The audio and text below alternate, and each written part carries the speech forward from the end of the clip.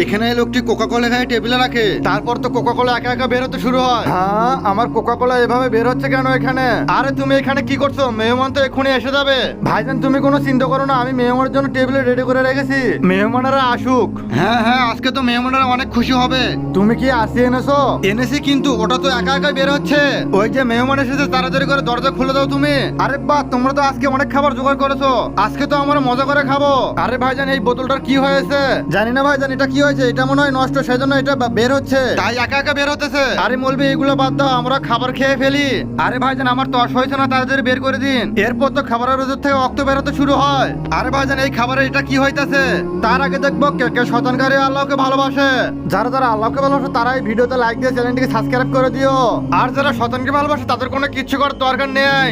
ভাইজান এগুলো হলো হারাম খাবার, এগুলো খাই শান্তি পাবেন না আপনি। হ্যাঁ মৌলবি তুমি ঠিকই বলেছো, আজকের পর থেকে আমরা এগুলো খাবো না আর।